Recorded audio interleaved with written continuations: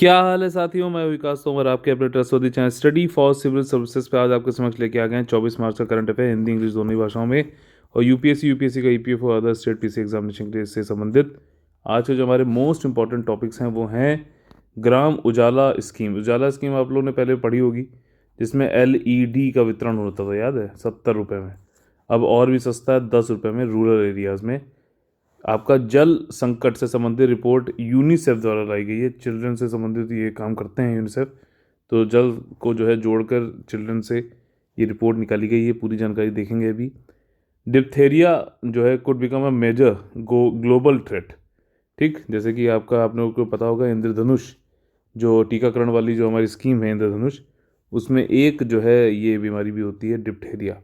ठीक, बाकी और पर्ट्यूसिस, टिटनस, पोलियो, ठीक, और भी कई सारी हैं। इसमें डिप्थेरिया ये ग्लोबल थ्रेट हो सकता है, ऐसा कहा जा रहा है।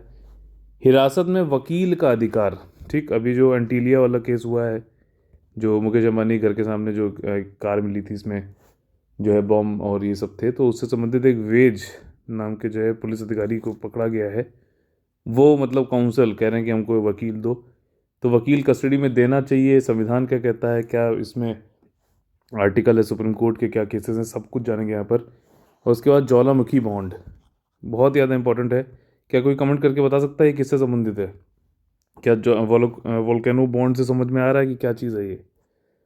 ठीक, और आप लोग को बता दें कि ईपीएफओ का क्रैश कोर्स 2020 का और यूपीएससी का कंप्लीट पेड ग्रुप जो है 2021 का चल रहा है हमारा। 8564880530 969606606609 पे कॉल करके आप एडमिशन ले सकते हैं। हमारा जो आज का मोस्ट इम्पॉर्टेंट डे है वो है वर्ल्ड ट्यूबरक्लोसिस डे, यानी कि विश्व क्षय रोग दिवस। और इसका जो विषय है वो है द क्लॉक इज टिकिंग, मतलब जो सुई है वो लगातार चल रही है।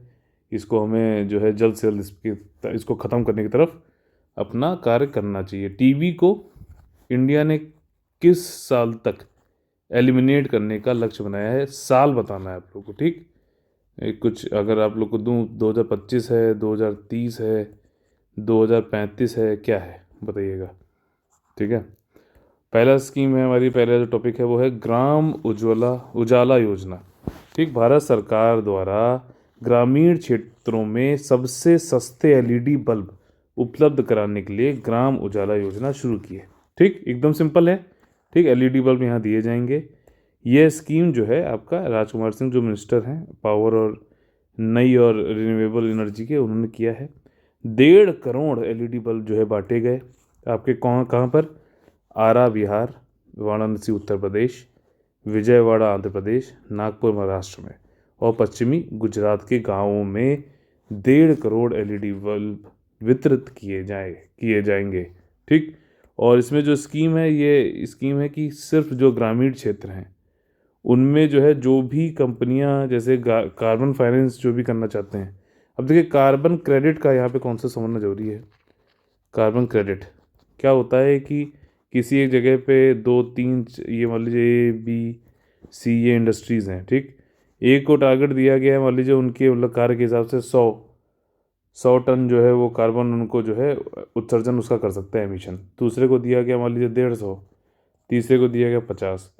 अब इसमें जो लोग भी इससे ज़्यादा कर रहे हैं, मान लीजिए इन्होंने क्या कर दिया, इन्होंने 150 कर दिया ए वाले ने, और बी वाले ने 150 था, इन्होंने सिर्फ 100 किया, तो इनके पास जो है कार्बन क्रेडिट आ गया है। ठीक, एक्स्ट्रा है, सरप्लस। इनके पास कार्बन क्रेडिट आ गया 50 का, और इन वाले ने, ए वाले ने क्या है कि 50 ज़्यादा खर्च कर दिए थे इनके टारगेट के हिसाब से। तो ये जो है ये बी से 50 टन जो है कार्बन खरीद लेंगे। ठीक, तो इनका भी 100 हो जाएगा और इनका 150 हो जाएगा, तो ये अपने टारगेट में दोनों लोग रहे। और जो है इन्होंने ओवरऑल देखा जाए तो जो है कार्बन का उत्सर्जन ज़्यादा भी नहीं हुआ। ठीक, तो इसी को कार्बन क्रेडिट सिस्टम बोलते हैं।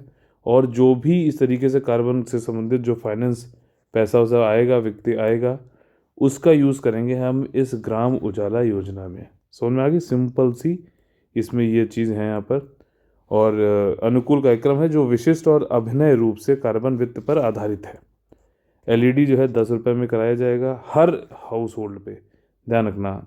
ठीक, और हर हाउस होल्ड पे 5 एलईडी दी जाएंगी। और पुराना कोई आप जो है बल्ब दोगे अगर इनकैंडेसेंट वाला, तो आपको 10 रुपये में दिया जाएगा। हर हाउस होल्ड पे 5 बल्ब दिए जाएंगे। ग्राम उजाला योजना, इसको कौन चला रहा है? कन्वर्जेंस एनर्जी सर्विसेज लिमिटेड, ये प्रोग्राम इसको संचालित कर रहा है CESL। और ये हाई क्वालिटी उच्च गुणवत्ता वाले LED को जो है डिस्ट्रीब्यूट करेंगे 10 रुपये में सिर्फ, ठीक, ग्रामीण क्षेत्रों में। और जो प्रोग्राम है ये क्लीन एनर्जी एक्सेस, वही सारी चीज़ें हैं, क्लाइमेट चेंज से बचाएगा, सस्टेनेबल फ्यूचर लाएगा, और वही सारी बातें। ग्राम उजाला योजना, इसका महत्व क्या है इस योजना का? भारत की जलवायु परिवर्तन यानी क्लाइमेट चेंज कार्यक्रम की कार्यवाही पर एक महत्वपूर्ण प्रभाव पड़ेगा। अगर सभी, यहाँ पे कह रहा है कि अगर हम 30 करोड़ बल्बों को LED में बदल दिया जाए तो 40,743 मिलियन किलोवाट ऊर्जा की बचत होगी, जो कि बहुत ही ह्यूज है। सोचो, कई लोग जो अभी मान लीजिए अच्छे से जहाँ बिजली नहीं पहुँच पाई है या फिर पहुँच रही है, सबको मिलेगी बिजली, ठीक है, और कार्बन उत्सर्जन भी कम होगा, ठीक। वहीं 22,743 मेगावाट पर वर्ष की चरम मांग, मतलब पीक डिमांड होती है जिसमें सब लोग यूज़ ज़्यादा से ज़्यादा एनर्जी कर रहे होते हैं, उसमें भी बचा सकेगा। और प्रति वर्ष 370 लाख टन कार्बन डाइऑक्साइड उत्सर्जन की कटौती होगी। बहुत बड़ी बात होगी ये, और बहुत ज़्यादा जो है इम्पोर्टेंट भी है ये वाला प्रोग्राम। बहुत बढ़िया इनिशिएटिव है ये, वेरी इंपॉर्टेंट इनिशिएटिव है आपका। इनोवेटिव मॉडल है आपका कार्बन क्रेडिट पे, जो मैंने आपको पहले बताया। ये अच्छे मानक तैयार करेगा ज़िंदगी के, और वित्तीय जो सेविंग्स हैं हमारी, ठीक, वित्तीय बचत, आर्थिक गतिविधि और सुरक्षा की शुरुआत करेगा, और एक टिकाऊ भविष्य को प्राप्त करने में भी मदद करेगा। एक्स्ट्रा फैक्ट ये है कि इंडिया में जो मार्केट है LED मार्केट, वो दूसरा है सबसे ऊपर दुनिया में। पहला कौन सा होगा बताइए कमेंट करके। वैसे तो ऑब्वियस है, लेकिन फिर भी एक बार चेक करिए कि सेकंड लार्जेस्ट मार्केट है इंडिया, तो पहला कौन है। 2015 में इंडिया ने उजाला स्कूल स्कीम चालू करी थी, जिसका फुल फॉर्म है Unnat Jyoti by affordable lighting for all, Ujala scheme. LED bulb इसमें जो है 70 रुपये में पर पीस में बांटा गया था। पहले इसकी कीमत कितनी थी? 310 रुपये। बहुत ही अच्छा ये वाला इनिशिएटिव है, ठीक है। अगला जो हमारा टॉपिक है वो है यूनिसेफ की जल संकट से संबंधित रिपोर्ट। यूनिसेफ की जल संकट से संबंधित हमारी रिपोर्ट। इसमें देखिए, ये जो है आपका नई रिपोर्ट के अनुसार ही बताया गया जा रहा है कि 450 मिलियन यानी कि 45 करोड़ बच्चे, या फिर हर 5 में से एक बच्चा जो है दुनिया में ऐसी जगहों पे रहता है जहाँ पे जल की जो है बहुत ही ज़्यादा जो है दिक्कत है, वल्नरेबल जगहें हैं वो, ठीक है। उच्च या अत्यंत उच्च जल भेद्यता वाले क्षेत्रों में निवास करते हैं। मतलब वहाँ पे पानी वानी की किल्लत है, काफ़ी पानी मिल नहीं रहा है भी तो कॉन्टेमिनेटेड है, गंदा है, ये सारी चीज़ें हैं। हर 5 में एक बच्चा है, यानी कि 20% मान लो सकते हो आप। पूरी दुनिया में जो बच्चे हैं उसका 20% जो बच्चा है वो ऐसी जगहों पे रह रहा है। जो नई रिपोर्ट है ये यूनिसेफ की, इसका नाम है वाटर सिक्योरिटी फॉर ऑल, ठीक, जल जो सुरक्षा है वो सभी के लिए है। ये इनिशिएटिव ये आइडेंटिफाई करता है ऐसे एरिया को जो फिजिकल वाटर से स्कार्सिटी, मतलब भौतिक जल की कमी, पानी है ही नहीं, और जो है पुअर वाटर सर्विस लेवल है भी, तो मतलब जो है पहुंच नहीं रहा है, बीच में लीक हो जा रहा है, ये सारी चीज़ें हैं, ठीक, गंदा हो जा रहा है। इसका एम यही है इस इनिशिएटिव का, रिपोर्ट का, कि जो है संसाधनों को जो है उसका एकीकरण किया जाए, साझेदारी, नवाचार और वैश्विक प्रतिक्रिया पहचान करना। मतलब सब लोग इस पर ध्यान दें, कुछ कदम उठाएं एक साथ, क्योंकि जल जो है, वाटर भी जैसे वायु होता है ना, वैसे वाटर भी पूरी दुनिया में चलता रहता है, पूरी दुनिया घूम के आता है। हाइड्रोलॉजी अगर आप देखोगे, पूरी दुनिया में पानी घूमता है, ठीक। यूनिसेफ ने एक बहुत अच्छा गोल अपनाया है कि हर जो बच्चा है उसको क्लाइमेट रेजिलिएंट वाटर सर्विसेज मिलनी चाहिए। अब इसका क्या मतलब है? मतलब कि क्लाइमेट चेंज जैसे हो रहा है, ग्लोबल वार्मिंग हो रही है, चाहे कैसे अभी इसमें परिवर्तन हो, लेकिन उसका फ़र्क नहीं पड़ना चाहिए। वाटर हमेशा बच्चों को अच्छा वाटर मिलना चाहिए 2025 तक। याद अगर पूछ ले तो 2025 तक ये बात कही गई है। सभी चिल्ड्रन को जो है एक्सेस होना चाहिए safe and affordable water supply. इतना मतलब महंगा भी नहीं होना चाहिए और सुरक्षित भी होना चाहिए, ठीक। और ऐसी जगहों पर रहें, live in water secure communities by 2025 तक हमें क्लाइमेट रेजिलिएंट वाटर सर्विसेज मिलनी जानी चाहिए, और 2030 तक जो है वाटर सिक्योर कम्युनिटीज़ के तरीके से रहना चाहिए।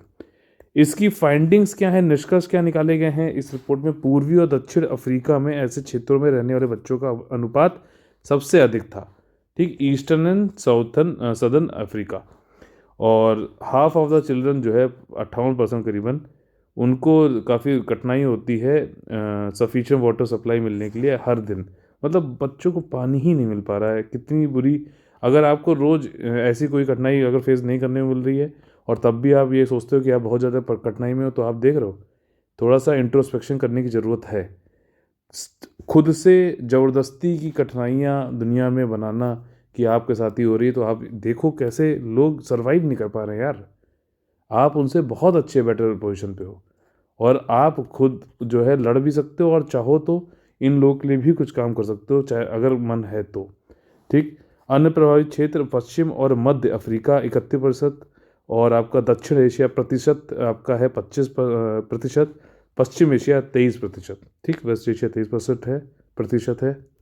साउथ एशिया जिसमें कि हम लोग रहते हैं, वहाँ पे 155 मिलियन जो चिल्ड्रन है, मतलब 15.5 करोड़ जो बच्चे हैं, वो ऐसी जगहों पे रहते हैं जहाँ पे वाटर वल्नरेबिलिटी बहुत ही ज़्यादा है। ठीक। इस दस्तावेज के माध्यम से 37 हॉटस्पॉट देशों की पहचान की गई है।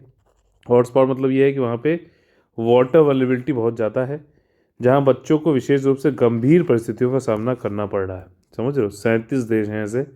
कुछ देश का नाम यहाँ दिया गया है: Afghanistan, Burkina Faso, Ethiopia, हाइती, Kenya, niger, Nigeria, Pakistan भी है इसमें, Papua new Guinea, Sudan, Tanzania, Yemen.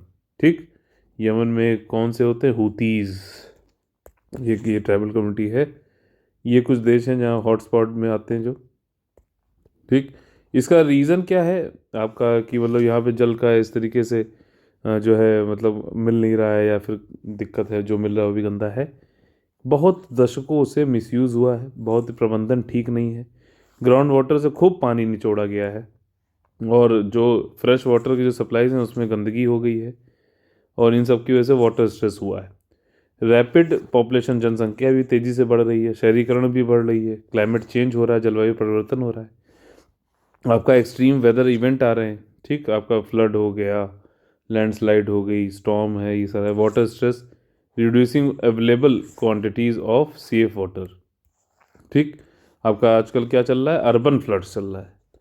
क्यों? पानी जो है सीपे होता ही नहीं है, ज़मीन में जाता ही नहीं, पानी सब इकट्ठा होता रहता है एक साथ से, इधर से उधर, इधर उधर फ्लड आ जाता है। जो भी वेटलैंड्स थे, आर्द्र भूमियाँ थी, उनको भी जो है उसमें भी अतिक्रमण करते हुए उनको फिर भी घर बना लिए गए हैं। पानी जाए तो जाए कहाँ? ठीक। Some recently launch measures by the central government, central government के द्वारा जो है कुछ इनिशिएटिव लिए गए हैं, जैसे जल शक्ति अभियान, कैच द रेन कैंपेन। ये आप समझ में आ रहा है? Catch the rain. अब रेन कैच करके क्या करोगे? मुंह तो धुलोगे नहीं, तो एक काम क्या करना है इससे? Rain water harvesting. ठीक। जल शक्ति अभियान है, कैच द रेन, याद रखना। तो मेन चीज़ है यही, रेन वाटर हार्वेस्टिंग। और इसमें ये मोदी जी ने ये नारा दिया है, इसके ये क्या है कि पूरे इंडिया में चलेगा, रूरल और अर्बन एरियाज़ दोनों में ही। इसकी थीम वही है, catch the rain where it falls when it falls. ठीक, रेन वाटर हार्वेस्टिंग से है संबंधित ये। और आपका वर्षा मतलब संचय करो आप, फिर उसका जब यूज़ आए, जब पानी संचय कब करोगे? मानसून, या फिर मानसून से पहले, और उसके बाद उसका यूज़ करो। ठीक। ये कब कार्यान्वित किया जाएगा? 22 मार्च से 30 नवंबर तक। प्री मानसून, मानसून का पीरियड हमारा क्या होता है? 15 जून से आपका 15 सितंबर तक। ठीक है। जल जीवन मिशन है, इसका क्या मकसद है? सेफ और एडिक्वेट ड्रिंकिंग वाटर देना है सभी हाउस होल्ड में 2024 तक इन रूरल इंडिया, ग्रामीण क्षेत्रों में। बजट 2021-22 जो अभी आया है, जल जीवन अर्बन मिशन अर्बन चालू किया गया है। इसमें जो है हाउसिंग और अर्बन अफेयर मंत्रालय जो है ये काम करेगी। तो आप देखो, दोनों ही जगह हो गया, अर्बन के लिए इस साल आ गया पहले जो है, अब रूरल इंडिया में क्या 2024 तक सभी घरों में एडुकेट ना, और मतलब पानी पीने का मिलना है। जल शक्ति मंत्रालय बनाया गया, उसने एक जो है एक साइन किया है pact, United Nation office for project services के साथ में, UNOPS के साथ में एक पैक्ट, एक संधि को जो है साइन किया है। ठीक। And the government of Denmark, Denmark के साथ में, in order to bring the tap water connection to the 11 water scarce district of Bundelkhand. Bundelkhand में आप मालूम है आपको, बुंदेलखंड में ऐसा नहीं कि बारिश होती नहीं, वहाँ की जो टोपोग्राफी है वो उल्टा कटोरी टाइप का है। बारिश होती है फिसल के बाहर, बारिश होती है रुकता ही नहीं है, बारिश होती है फिसल जाता है पानी, रुकता ही नहीं है। तो वहाँ की जो 11 वाटर स्कार्स जो डिस्ट्रिक्ट हैं, वहाँ पे जो है जल शक्ति मंत्रालय ने यूएनओपीएस और डेनमार्क के साथ मिलकर वहाँ पे टैप वाटर मतलब टंकी से पानी के कनेक्शन देने की बात कही है। और विंध्या रीजन जो है उत्तर प्रदेश का, यहाँ पे दिया जाएगा जल जीवन मिशन के अंतर्गत। ठीक, अगला हमारा टॉपिक है डिप्थीरिया से संबंधित। डिप्थीरिया जो है दुनिया में एक मेजर ग्लोबल थ्रेट बन सकता है। जो रिसर्चर्स थे, शोधकर्ता थे आपके इंडिया, यूके और रशिया से, उन्होंने ये पाया है कि डिप्थीरिया एक ईजिली जो मतलब प्रिवेंटेबल इन्फेक्शन है, मतलब आसानी से, अपेक्षाकृत आसानी से रोका जाने वाला संक्रमण है। अब इसने क्या है, रेजिस्टेंट होने का मतलब काम चालू कर दिया है कई सारे क्लासेस ऑफ एंटीबायोटिक से। एंटीबायोटिक क्या होती है, जैसे पेंसिलिन है, ये एक तरह की एंटीबायोटिक है, आपका बैक्टीरिया को मारने के लिए बनाया गया है।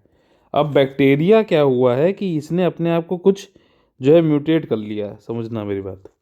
ठीक, अपने आप को कुछ चेंज कर लिया कि ये वाली जो एंटीबायोटिक थी, इसको खाता रहा लेकिन मरता रहा, लेकिन कुछ बच गए। वो जो बचे उसने जो है अपने आप को म्यूटेशन करके फिर अपने आप को जो है मल्टीप्लाई कर लिया फिर से। तो अब ये पेंसिलिन उस पर काम करना बंद कर दी। फिर और दूसरी इससे हार्ड वाली एंटीबायोटिक आती गई, कई सारी आती गई, और कई सारे जो है, तभी के लिए कहते हैं ना, टीबी का कोर्स करो तो पूरा करो, एक भी थोड़ा बच जाता है वो म्यूटेट करके और अपने आप को रेप्लिकेट करता जाएगा, और फिर जो भी मौजूद है दवा वो उस पर कार्य नहीं करती है। ठीक, तो इसलिए एक एक चीज़ और भी ध्यान रखना, घर पर बच्चे हैं या कोई हैं तो उनको एंटीबायोटिक ये नहीं कि हाई लेवल वाली सबसे पहले वहीं थमा दी, तो उससे क्या होगा, नीचे वाली काम ही नहीं करेंगी। तो उससे पहले जो है लो लेवल वाले चालू करो, तब वो उनकी जो है इम्यूनिटी जो भी बैक्टीरिया उनको ख़त्म कर देगा। फिर अगर उस पर ना हो तो फिर अपर लेवल की एंटीबायोटिक पे जाना चाहिए। ठीक, ये याद रखोगे ना प्लीज़, घर पे भी आप लोग जो है अपना थोड़ा जागरूक बनो। इस तरीके की चीज़ें जो है अगर डॉक्टर कर रहा है तो आप उससे कह दो सर लो लेवल की एंटीबायोटिक दीजिए, ना कि हाई लेवल की। ठीक, तो यहाँ पे ये देखा गया है कि जो डिप्थीरिया है वो कई सारी क्लासेस जो एंटीबायोटिक है उससे रेजिस्टेंट हो गया है, और इन फ्यूचर ये भी हो सकता है इट में बिकम इम्यून टू वैक्सीनेशन, मतलब वैक्सीनेशन से भी इस पे ऊपर जो है कोई फर्क नहीं पड़ेगा, ये वाली बात है। ठीक, अभी तो हम लोग से टीका लगाते हैं डिप्थीरिया के तो चांसेस कम है, लेकिन अगर ऐसे ही जो है अपने आप को म्यूटेट करता गया, म्यूटेट कैसे करता है, जीन को। अरे यार, इसको अगर तुम ऐसे समझो कि पहाड़ पे जो रहने वाले लोग हैं उनकी सांस नहीं फूलती है चढ़ने वढ़ने में, क्यों?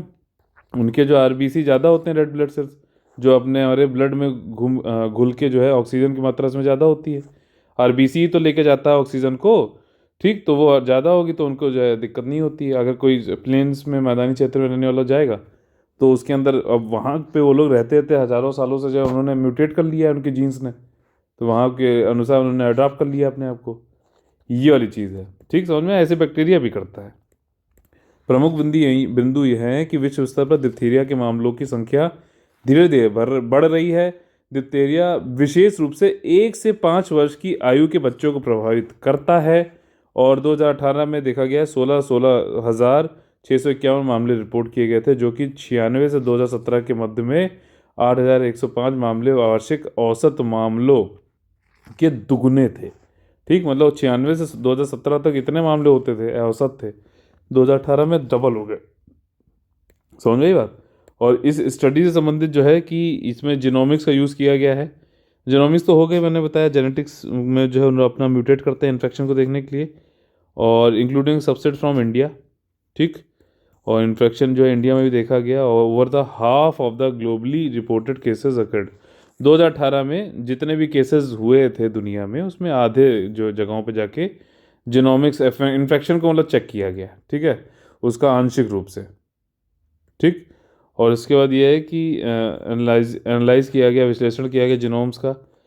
61 बैक्टीरिया आइसोलेटेड फ्रॉम पेशेंट से निकाले गए बैक्टीरिया, उनको देखा गया। 441 पब्लिकली अवेलेबल जो जिनोम्स थे इसके साथ में, और across the world over 122 years में। ठीक है, 122 साल में इतने जो है जिनोम आपको आप मिले हैं, तो उसको चेक किया गया है।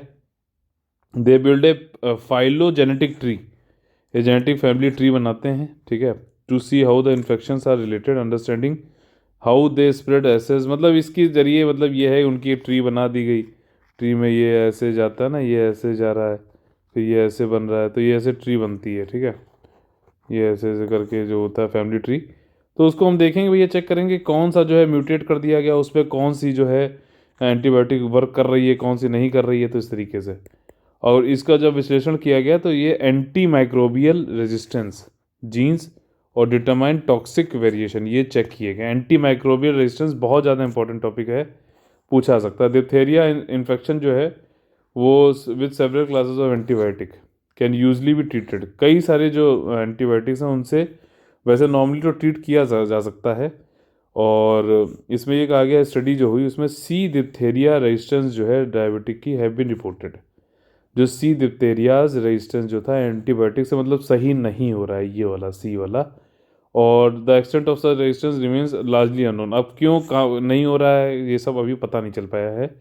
टीम जो है वही जीन्स को देखने लगी, देखा उन्होंने, और that might confer some degree of resistance to antimicrobial, and they found that the average number of antimicrobial resistance genes per genome was increasing each decade।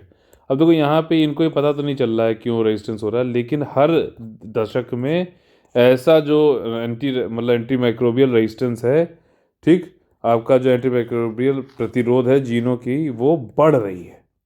Diphtheria क्या है, ये ऐसा बैक्टीरियम है साइनो कोरी ने बैक्टीरियम डिप्थेरिया, इस bacteria से होता है और खांसी और छींक से जो है फैलता है। और अगर कोई ऐसा व्यक्ति है जो इससे इन्फेक्टेड है उससे थोड़ा दूर रहिए, नहीं तो फैला देगा आपके पास, ठीक।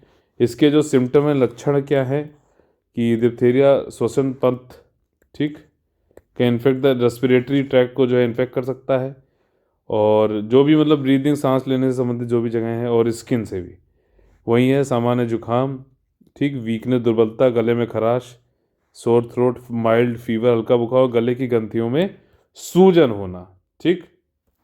अच्छा, एक डिजीज होती थी गले की ग्रंथियों में सूजन से, एकदम से दिमाग में आया, ग्वाइटर नाम की एक जो है, इसको घेगा बोलते थे शायद, ये किस मिनरल की कमी की वजह से होती थी, कमेंट करके जो बताइए, ठीक। हिरासत में वकील का अधिकार।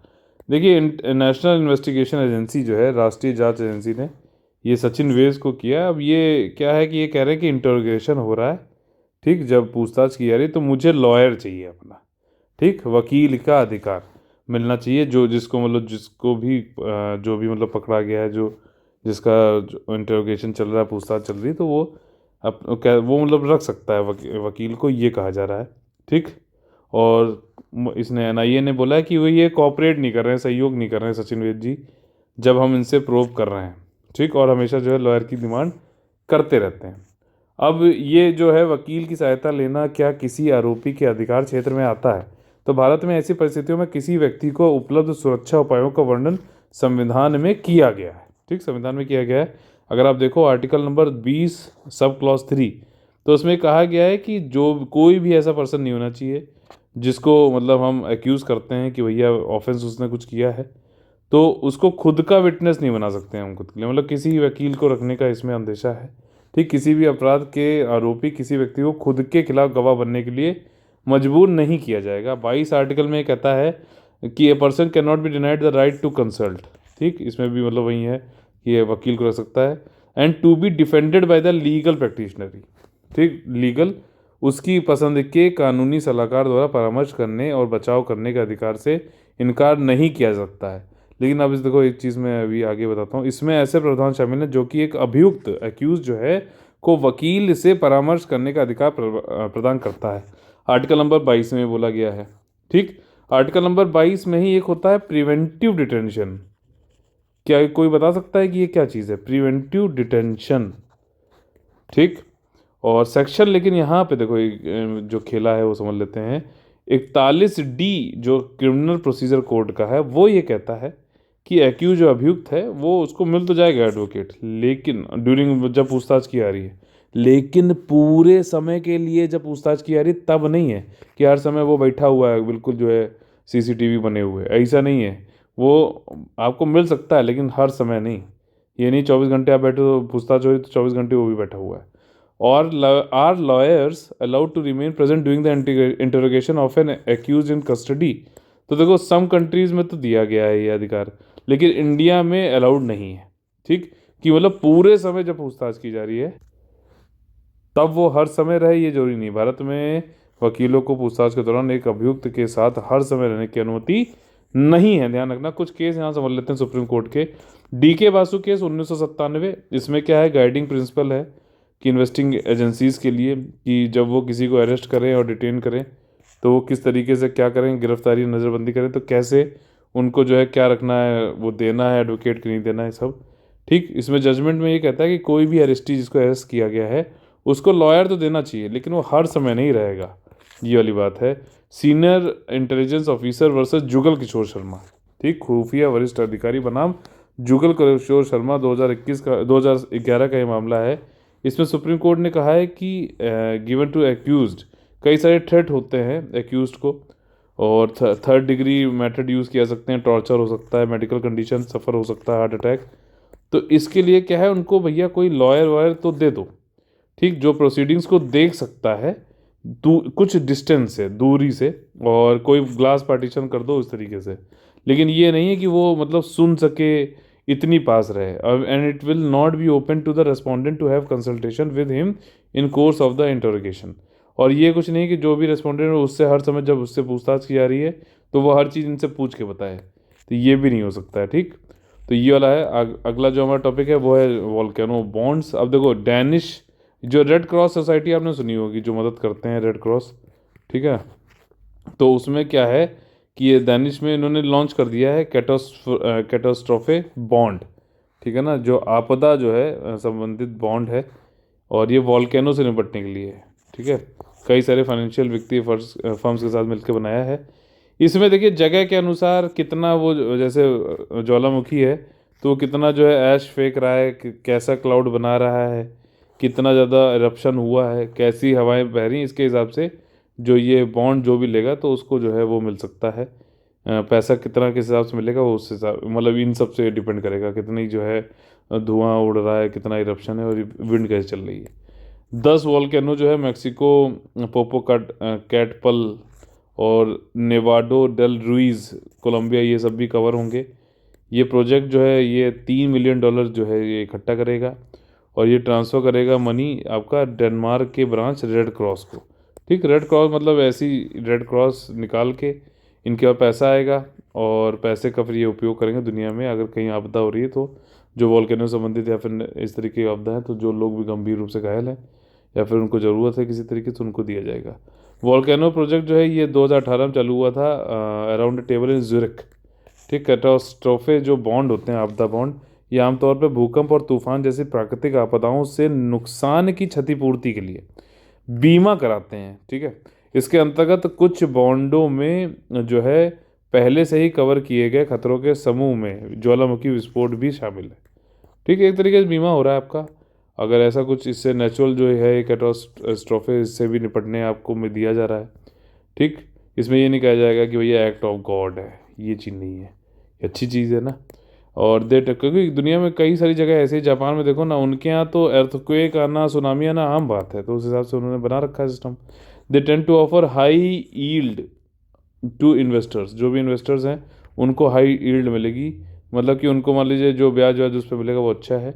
वो run the risk of losing some or all of the investment if the, मतलब उन्होंने अगर ये बॉन्ड लिया है, उनका जो भी घर वर है या जो भी उनके पास निवेश है वो सब सेफ रहेगा।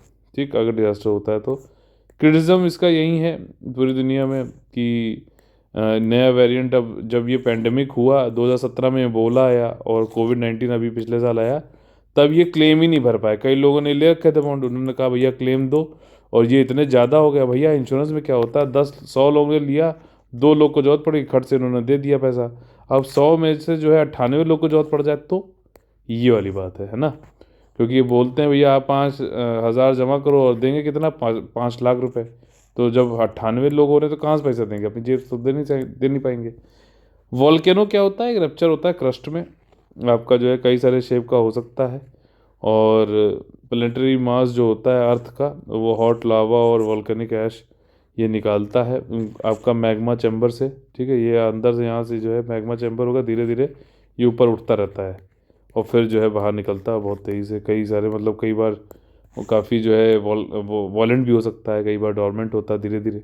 इसमें जो है एसिड लावा भी होता है, बेसिक लावा भी होता है, ठीक है ना। बेसिक लावा जो है धीरे धीरे ऐसे करता है शेप।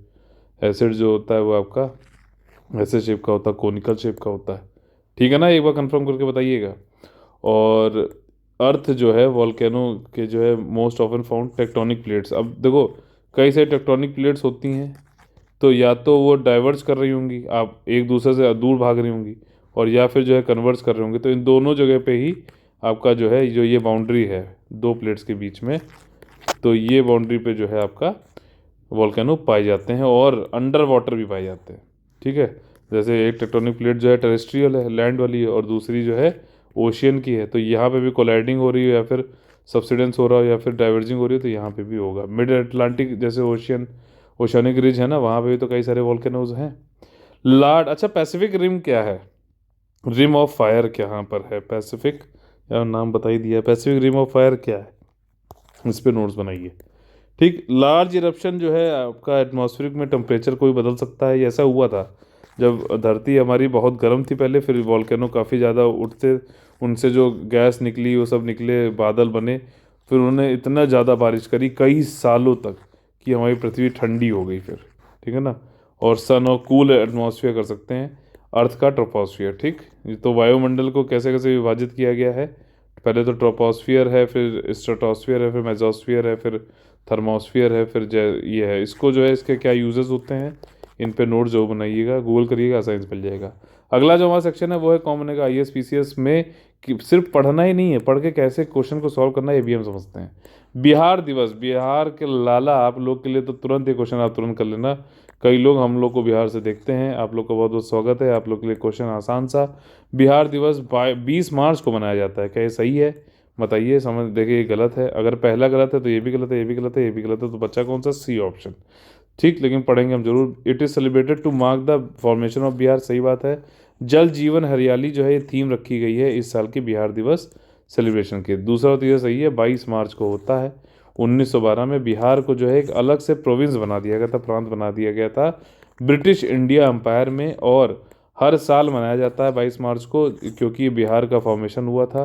बिहार जो है हमारा वो बाउंड्री करता है उत्तर प्रदेश से, नेपाल से, वेस्ट बंगाल से और झारखंड से। तो इन चारों में बताइए देश कौन सा है, ठीक। जल्दी से हटा रहा हूँ ताकि आप लोग देख ना पाओ। इसके बाद क्या, एनर्जी स्वराज यात्रा से संबंधित कौन सा स्टेटमेंट गलत है? देखिए होम मिनिस्टर अमित शाह जी ने जो है अभी एनर्जी स्वराज यात्रा बस पे जो चढ़ के अपने ऑफिस तक गए, क्या ये सही है कि गलत है? देखिए पहला वाला गलत है, और गलत ही पूछा गया है, तो कौन कौन सा ऑप्शन हो सकता है? ये हो सकता है और ये हो सकता है, ठीक। बी और सी नहीं हो सकते हैं, बी सी नहीं होगी इसमें। तो ये है कि एनर्जी स्वतंत्र यात्रा जो है 11 साल की है, और इसको जो है बस के थ्रू जो है एनर्जी स्वराज एक पब्लिक मूवमेंट, जन आंदोलन बनाने की बात करी गई है। तो देखिए ये स्टेटमेंट सही है, ठीक। अगर ये स्टेटमेंट सही है तो डी हो नहीं सकता, तो ए बचा आंसर। ये यात्रा जो 2020 से चालू की गई है 2030 तक चलेगी। और अमित शाह जी नहीं, निशंक जो एजुकेशन मिनिस्टर है, उन्होंने वो गए थे अपने घर से ऑफिस तक। और ये बस जो है इसमें सोलर एनर्जी का प्रावधान किया गया है। आईआईटी बॉम्बे के चेतन सोलंकी जी हैं, उन्होंने ये डिज़ाइन करी वाली बस और इसका निर्माण किया है।